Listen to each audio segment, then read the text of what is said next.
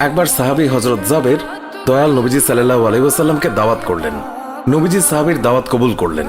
হযরত জাবের খুশিতে আত্মহারা হয়ে বাড়িতে চলে গেলেন। বাড়িতে গিয়ে স্ত্রীকে খোঁজ খবরটা দিলেন আর মেহমানদারির জন্য প্রস্তুতি নিতে লাগলেন।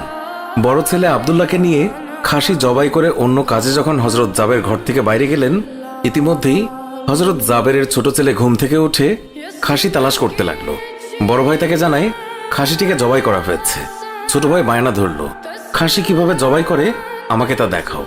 অগত্যা বড় ভাই ছুরি হাতে করে ঘরের পেছনে গিয়ে বলল, এখানে জবাই করা হয়েছে। ছোট ভাই জানতে চাইল কিভাবে। বর্ণনা করে বোঝাতে না পেরে অবশেষে বড় ভাই বলল, তাহলে তুমি মাটিতে শুয়ে পড়ো, আমি তোমাকে দেখাই। ছোট ভাই মাটিতে শোয়ার পর বড় ভাই তার গলায় ছুরি চালিয়ে জবাই করার নমুনা দেখাতে গিয়ে ছোট ভাইকে সত্যি সত্যি জবাই করে ফেলল। বড় ভাই যখন দেখল ছোট ভাইয়ের গলা থেকে রক্ত গড়িয়ে পড়ছে, সে ছটফট করতে করতে একসময় নিস্তেজ হয়ে গেছে।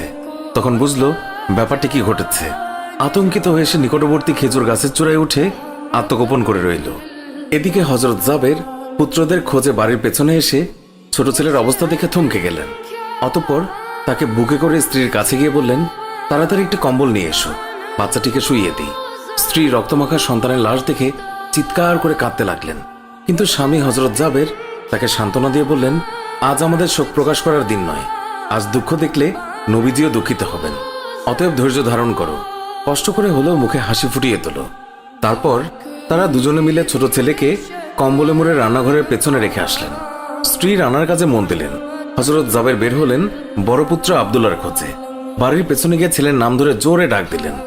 গাছের উপর আত্মগোপন করে বড় ছেলে সব ঘটনা প্রত্যক্ষ করছিল আর ভয়ে কাঁপছিল। পিতার ডাক শুনে ভাবল, এখন পালাতে না পারলে আব্বার হাতে ধরা পড়তে হবে। ধরা পড়লে আর রক্ষা থাকবে না। পালানোর উদ্দেশ্যে গাছ থেকে লাফিয়ে পড়ে আঘাতপ্রাপ্ত হয়ে সেও মৃত্যুর কোলে ঢলে পড়ল। পিতা কাছে গিয়ে দেখেন আব্দুল্লাহর দেহে প্রাণের স্পন্দন নেই। বড় ছেলেকে কোলে তুলে তিনি বাড়ির ভেতরে আসলেন। স্ত্রীকে বললেন আরেকটি কম্বল নিয়ে আসার জন্য। বড় ছেলের এই অবস্থা দেখে দরদিমা পুনরায় আর্তনাদ করে উঠলেন। স্বামী তাকে পুনরায় সান্ত্বনা দিয়ে বললেন, ধৈর্য ধরো, আজ আমাদের দুঃখ প্রকাশের দিন নয়, আজ আমাদের পরম আনন্দের দিন।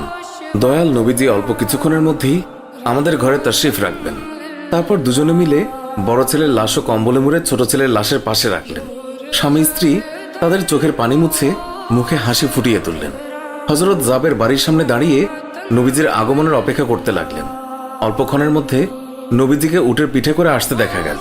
হযরত জাবের আনন্দে আত্মহারা হয়ে দৌড়ে গিয়ে স্ত্রীকে নবীজির আগমনের সংবাদ দিলেন এবং পুনরায় তিনি দৌড়ে নবীজির সামনে চলে এলেন। নবীজির উটের কাছে গিয়ে তাকে বাড়ি পর্যন্ত এগিয়ে আনলেন। নবীজি জাবেরের ঘরের সামনে উট থামিয়ে তার ডান পা মুবারক মাটিতে রাখলেন, বাম পা মুবারক এখনো নামাতে বাকি।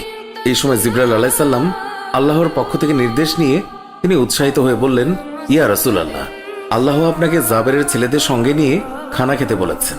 অতঃপর নবীজি সাল্লাল্লাহু আলাইহি ওয়াসাল্লাম সাহাবায়ে কেরামকে নিয়ে জাবেরের ঘরে তাশরিফ রাখলেন। তাদের সামনে হযরত জাবের দস্তরখানা বিছিয়ে দিলেন।